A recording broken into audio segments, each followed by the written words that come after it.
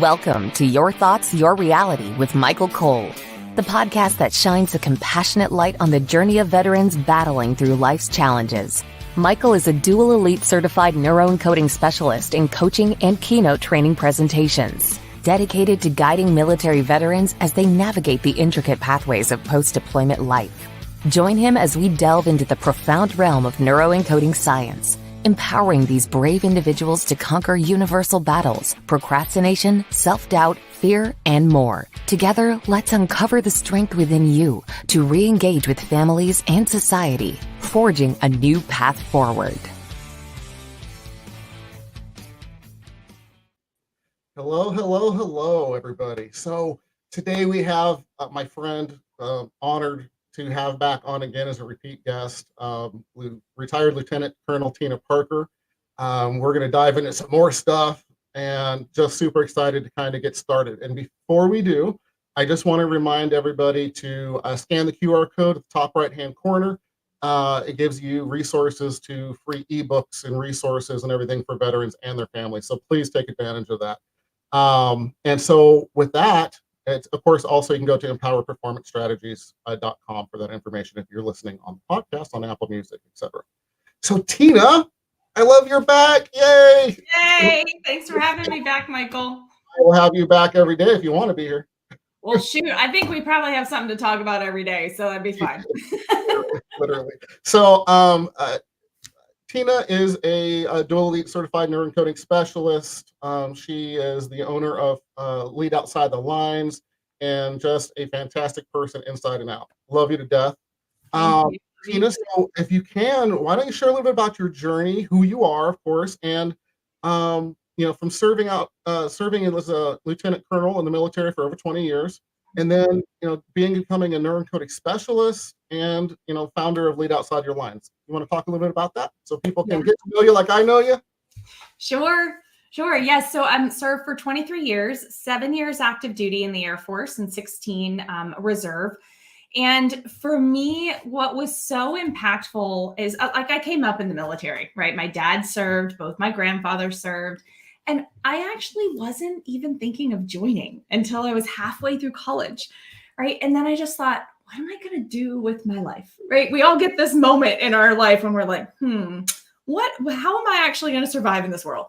Right. And so I gave it a shot. I joined ROTC and I loved it. And it challenged me in ways that I probably wouldn't have challenged myself otherwise. And just the camaraderie and obviously the people that we get to work alongside and grow alongside, and amazing opportunities throughout my 23 years. So super, super grateful for that.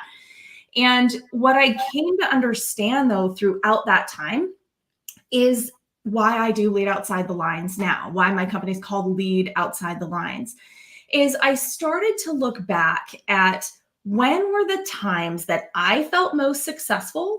When were the times that my team was most successful, right? We were gelling and things were going well. We were creating amazing impact. And I thought to myself, what was at play when that was happening?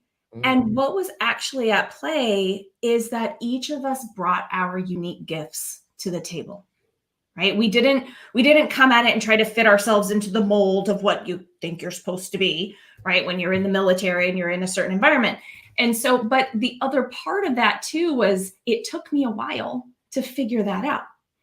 Hey, Tina, some people, they never figure it out. So that you had the wherewithal, if you will, to go in that space for yourself, the world's a better place, my friend.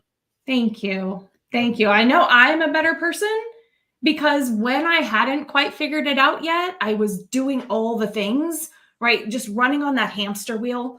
And we get into it. We get conditioned like I have to do. I have to show up. I think last time we were talking, it came up like, suck it up, buttercup, like figure it out. Right. And yeah, but the secret sauce of life is to chart your path, even in an environment when you think you have to toe the line, so to speak. Yeah. Right. And so that's what I really want to help people connect to, is breaking through these invisible barriers that we just get stuck in sometimes. And that's what neuroencoding is so brilliant at. Right. And then connecting really to who we are and our authentic gifts so that we can live in alignment with who we are and into a bigger story of what's possible for our life.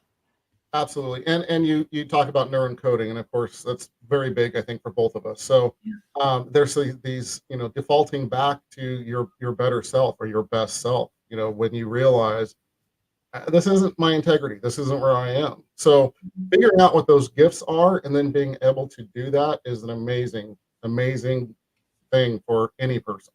So yeah. So question for you, and thank you for sharing that. Do you want to share any more about that? As far as just really, for high achievers, it was funny. I was talking just this week with a senior VP of one of the major defense contractors.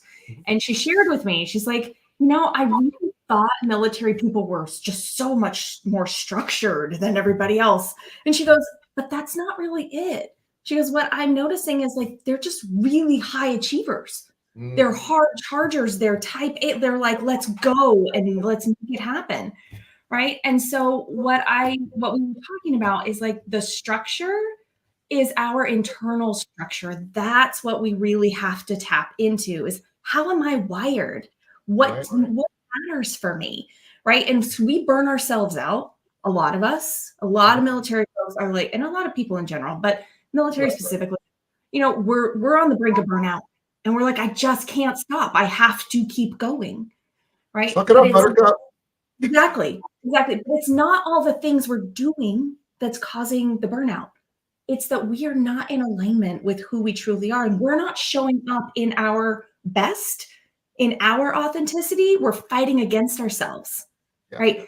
That's what's causing the burnout.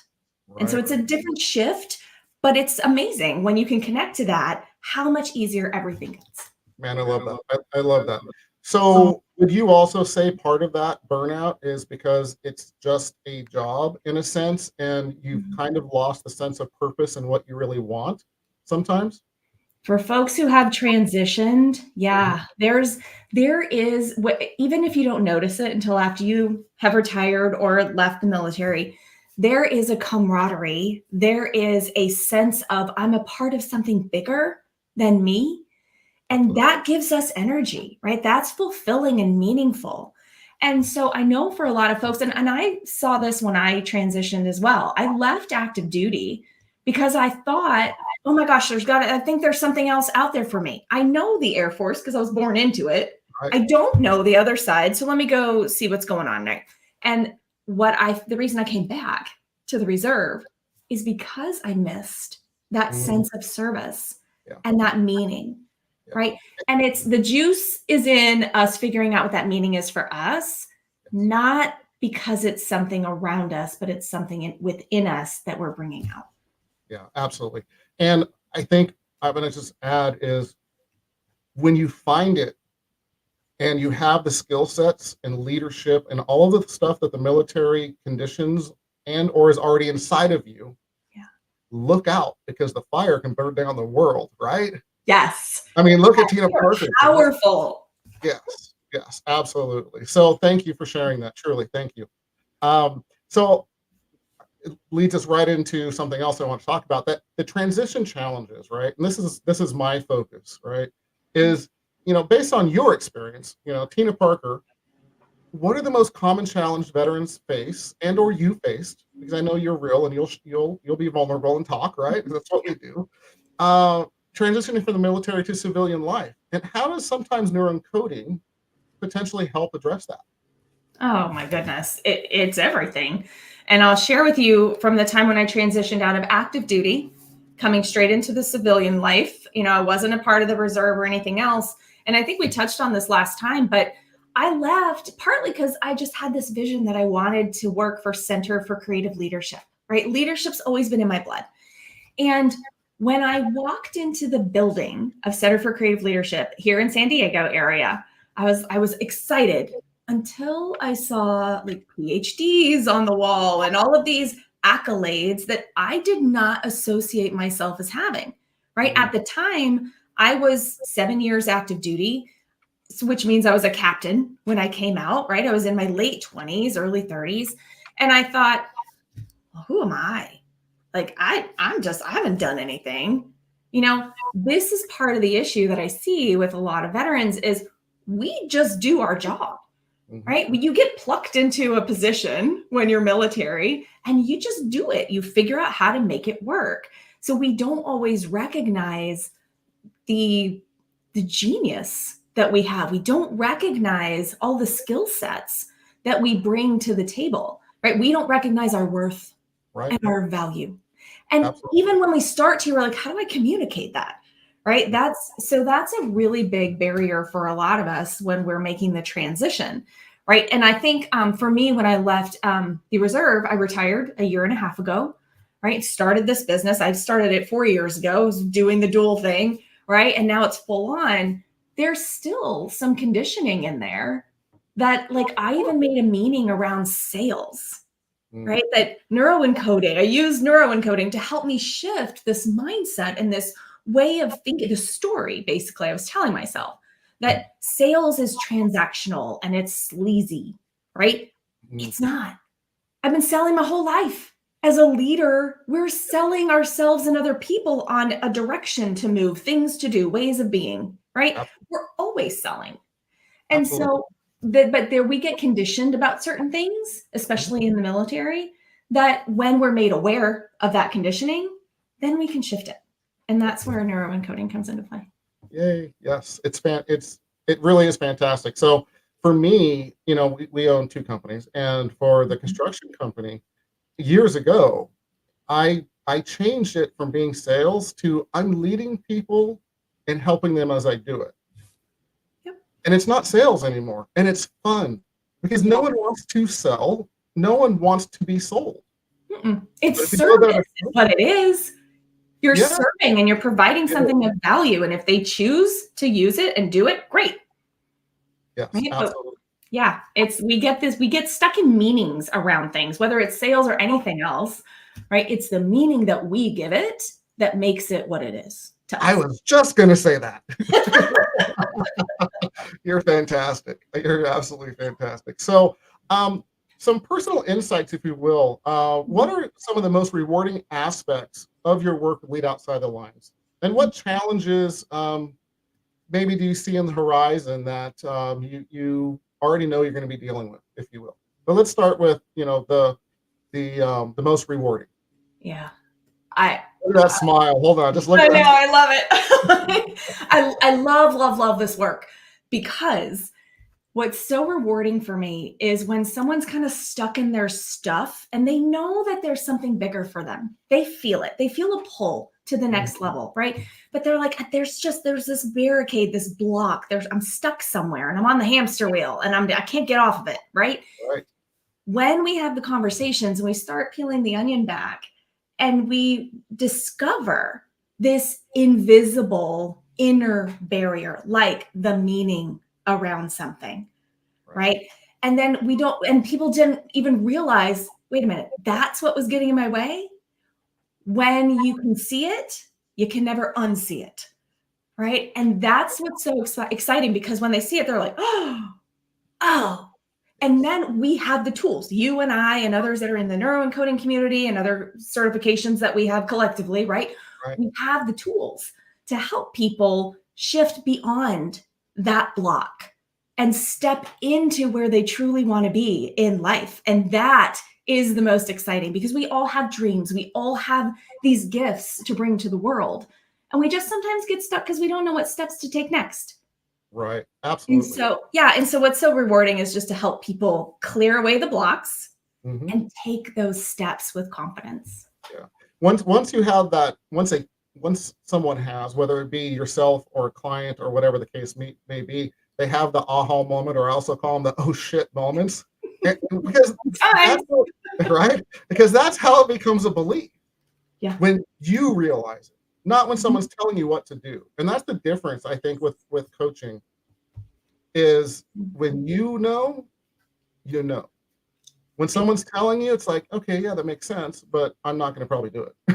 Yeah, because you're not connected to it. Absolutely. Right. But when you discover it, just because of the questions that we ask and the space that we hold to allow people to go into parts of their mind and body that they may not normally go, right? That realization for themselves, it sticks.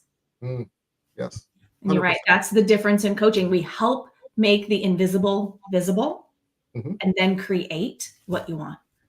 Absolutely. Yeah. Thank you. Yeah. So questions.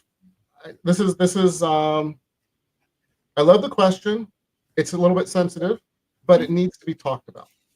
That I truly believe that we need to bring light, and even more so, um, remove the darkness around things like this. I mean, you see, you already know what I'm going to go.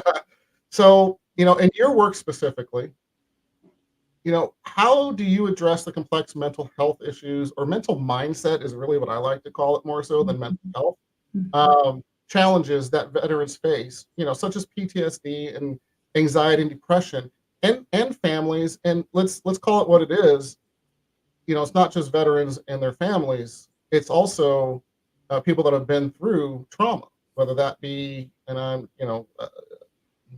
being beat up on the street, rape, things like that. So, what are some thoughts there? So one is that all of us have had trauma in our lives, Yes. right? And sometimes we can feel like, oh gosh, I'm the only one who's dealing with this. Everyone else has figured it out, and that there's something wrong with me. Mhm. And that is not true. It's not true at all, because all of us have things that we're dealing with. And I get it. I've been there. I didn't want to talk about the loss of my son for a long time, because I thought nobody wants to hear about that. I don't want to bring people down.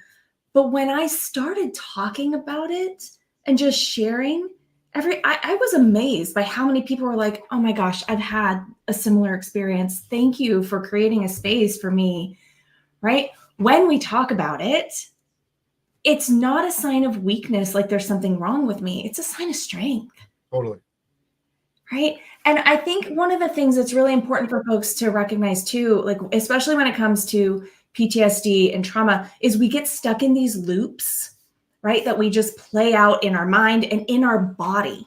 Mhm. There's a physiological reaction in our body when our mind holds images and visions of things that have happened or we are worried that might happen, right? And so when there's techniques, there's a lot of great techniques to help folks shift that physiological reaction so that the mind can recognize this is something that happened before. I'm not in it right now. Right. Right? That's the trigger that happens, especially for PTSD, is our body feels like we're in the moment. Right? And so there's so many techniques, and I really encourage people to be open to the various techniques and try it. You don't Right? know till you try it, right? You don't know till you try it. Like even for neuroencoding, I'm going to be honest with you. The mirror technique, like looking in the mirror, looking myself in the eye and saying, Tina, I love you. Mhm. When I first heard that, I was like, okay, no. Like, I just was like, I'm just going to feel so ridiculous doing that.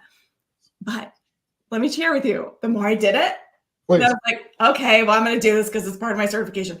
Well, whatever is the reason that you actually allow yourself to be open to it, Mhm. it has opened up so much for me. It's a small little thing, right? But it has such a big impact. So, Michael, I know you have things to share about some of these techniques. I'm good. I'm just enjoying hearing someone else talking about it. So it's the mirror technique, first of all, for me came very easy. It really did. And I love doing it because I truly, so everybody, let's just kind of explain if we can. So when you do a mirror technique, you're looking into the mirror, you're looking deep into your own eyes where you can talk to your soul, you feel your soul, and you literally say, Michael, I love you. That's where you start. Of course, there's other things you can do after. Yeah. But when it really starts creating self-love that a lot of people don't realize they don't have, because they have self-loathing and all the other, 10 top 10, things that we do. So it really is one of the first techniques that we do. And Tina, I'm going to tell you something. It is amazing how many veterans, civilians I have found struggle with doing that Yeah, until they do, and then they love it. exactly. Yeah. And I'm an emotional person, right? And so this kind of stuff, I'm all about it. But when Right. it came to really looking myself in the Mhm. eyes, for me, what I realized over time is that it's a receiving issue. Mhm. I give, right? And a lot of veterans, that's what we do. We service before self. We give, we give, we give. We never Absolutely. want to say, I need, I want, can you help me? We don't, yeah, we get to really connect it. That's all good. It happens. But that's the thing is This is live, everybody. This is live, everybody. I put my phone on silent yeah, or sleep mode, and it's still someone got through. So yeah. this is not edited or structured. Go No, ahead, please, Tina. I we're sitting here live. But so I just want to share though, because that's something that I found is I didn't realize that I didn't receive well. And it was my issue. It wasn't because, oh, nobody else can give me what I need. No, it was like, oh, I give to everybody else. Mhm. Right. But what happened though for me is when I realized I don't receive well, I thought, how would I feel if I am pouring into other people and they're pushing me away? They're not receiving. Right. It feels like, gosh, did I do something wrong? Did I not give them what they need? Mhm. No.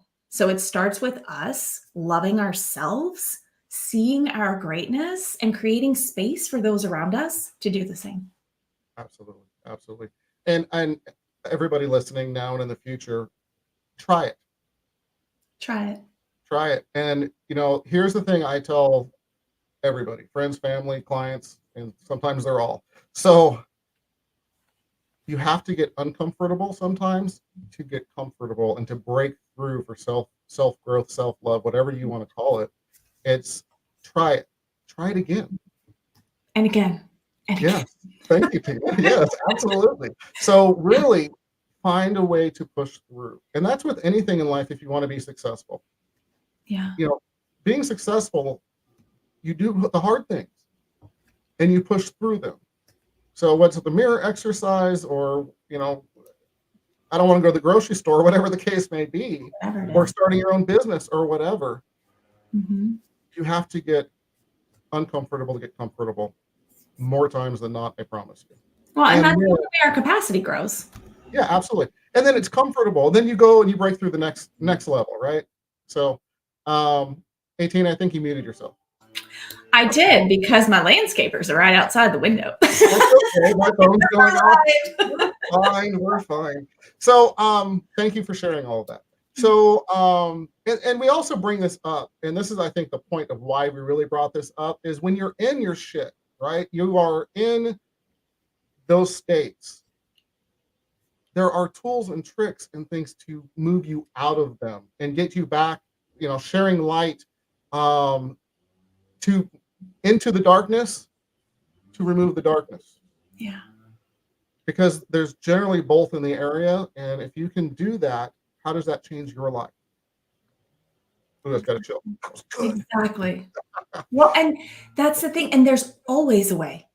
If you try one thing and you're like, yeah, that's not for me, Yeah. try it again just to make sure. Because if it's unfamiliar to you, it's just going to feel uncomfortable just because it's unfamiliar, not because it doesn't work, not because of anything else. So try it. And if over time you're like, yeah, no, really, I like that is not aligning for me.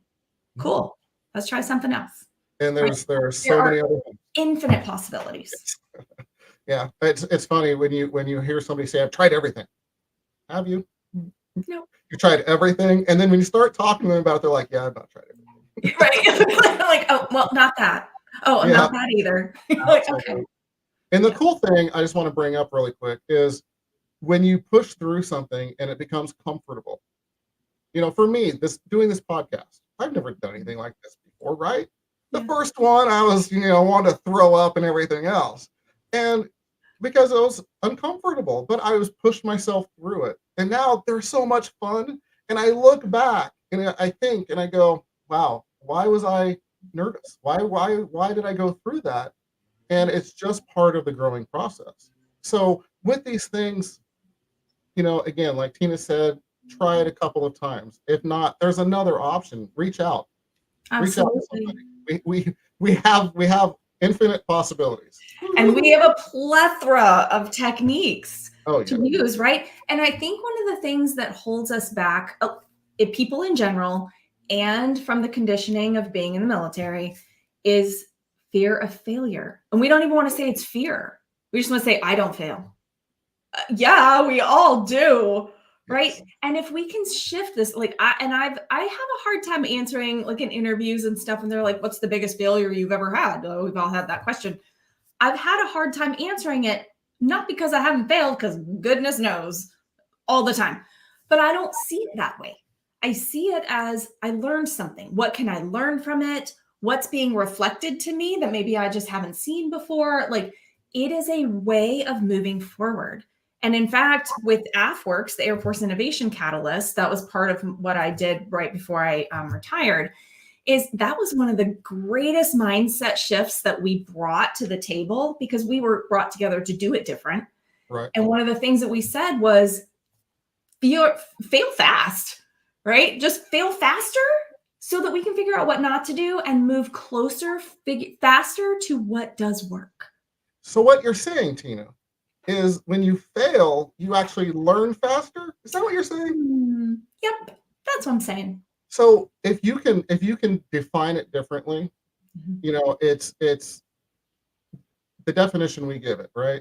That's it. Whether it's a good or a bad thing, and why you see successful people out of the same household with similar experiences, some are, go down and some thrive, right? It's the definitions we give that experience. So what if we did that and you thrived? Exactly. It's red light, green light, right? We tend to go to red light first. Oh, what if this happens? What if I fall off the stage when I'm speaking? What if I sound like a moron, right? But what if you touch somebody's heart who really needed to hear what you had to say? Mm-hmm. Right? What if you change a life of somebody that you don't even know? Yeah. Like we'd always get to connect to the green light. What if? Because our brain will naturally go to the red light just because it wants to keep us in that comfort zone. Yep. Right? That's it. Like there's nothing that you are not prepared for. Right? And this is something I want to just share with people is if there's something in your heart and you're feeling called and pulled into a space to do something and you're feeling the resistance to that and the fear, the resistance is not because you don't have what it takes. It's not because you can't do it. It's because it's unfamiliar and your brain is like, oh boy, I don't know what's on the other side of that. Let's not go there. Yeah, exactly. So thank you. Fantastic. So let's continue kind of this trajectory, right? Breaking through and moving forward. What are some success stories, whether it be yours or someone you work with, that you're most proud of? Let's see Tina with a smile and glow. There it is, that fast. So, that didn't take long. I know. Give me the beauty is of what we do feels amazing, right? So give me a quick story maybe of one of those success stories. And again, it could be yours, it can be a client's. Please keep their name confidential. I won't say names. And I'm just going to share a couple of them real quick because everybody has their own stuff that they're going after, right? And one of the things that's so powerful for me is one of my clients, he's an expert in a certain area, but he wasn't talking about it. And he really wanted to. He was like, I can make a difference over here. And what we uncovered is that he had a belief that people who talk about themselves and what they're really good at are jerks. And he's not. And he didn't want to be seen as that. And so when we could uncover that, then he was like, oh my gosh. And I said, okay, let's shift this. You're not talking about how amazing you are. You're talking about how you can help somebody with an expertise that you have. You've been in the trenches, man. You've done it. Right. Like save somebody else the pain of having to go through that. And he was like, got it. So then we shifted how he talked about it. Within 2 weeks, 2 investors came out of the woodwork and were like, we're with you. Let's do this. They created this entirely new holding company. It was amazing. So never would have happened if he'd gotten stuck in those beliefs, right? Another one, we were shifting some of these, I call them saboteurs or the thieves of our dreams, right? These things that get in our way. And she literally lost 30 pounds and had the best revenue year of her entire business just from uncovering those things that were getting in her way, the invisible barriers, right? And shifting them. And it wasn't that hard. That was one of the things she shared with me. She goes, I thought this was going to be like this huge mountain I had to overcome. She's like, but it wasn't. It was just these little things. And then another one of my folks, like he created 5 hours in his week. And this is a super high level achiever guy, like runs a business, like is super high level. And he was like, there's no way I can be more productive at work and spend time with my family. And I was like, give it a try. Let's check this out. Right? Try it out. He's like, all right, I trust you. And literally, he's like, oh my gosh, I have 5 hours to spend with my family. I'm now coaching my son's little league and I'm getting more done at work. Like, this is insane. And I'm like, yeah, there's short, little, small shifts you can make. Yeah. And we say it all the time, those little 2 millimeter shifts, right? You're steering the ship to a certain destination. Well, if you move it 2%, 2 degrees, and you go 300 miles or you go 10 miles, whatever the case may be, kind of crazy how that trajectory changes. Absolutely. That's by making those small little changes. So yeah, and celebrate those small changes, right? We say celebrate to elevate.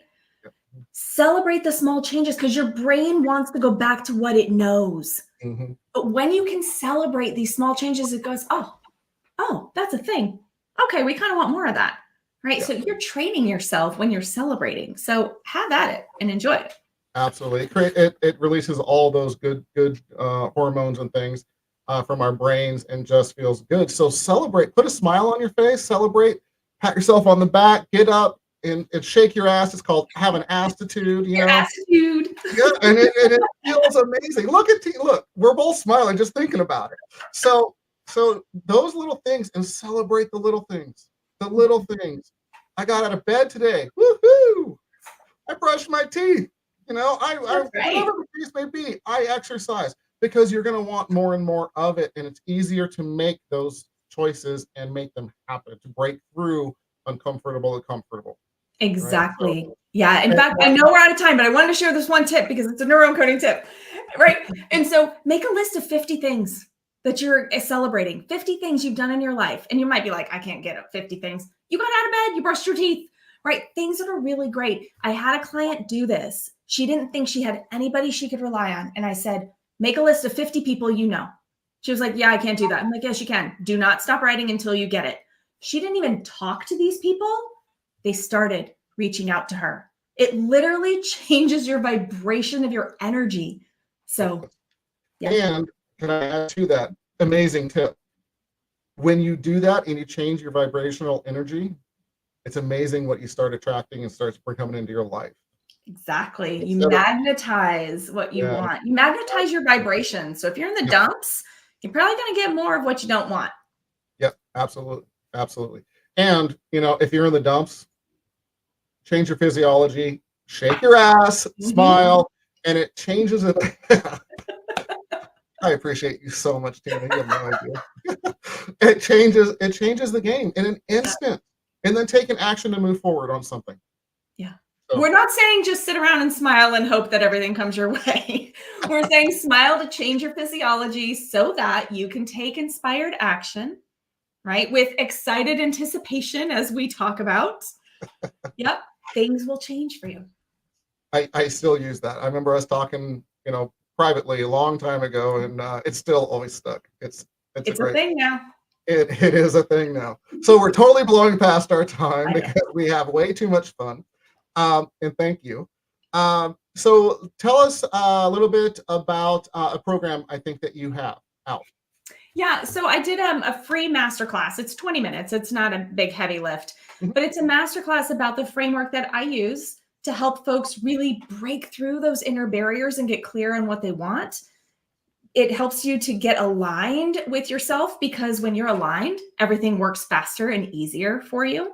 And to shift into creativity versus reactivity, because when we're in a reactive state, we're in that cycle of fight, flight, right? Fight, flight, freeze, and trigger. And then how to communicate your value. Because when you can communicate your value in a way that others connect to it, the world opens up for you. So I will put it in the show notes or the comments, a link that folks can go and just watch that 20-minute masterclass. And hopefully it helps you take those steps in the right direction.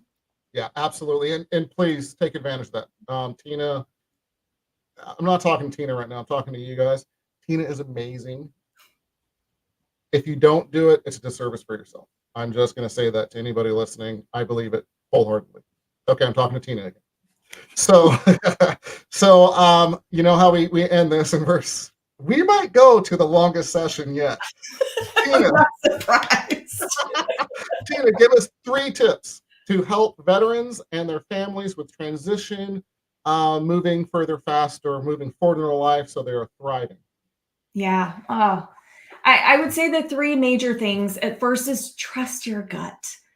Right? We sometimes lose sight of how to do that.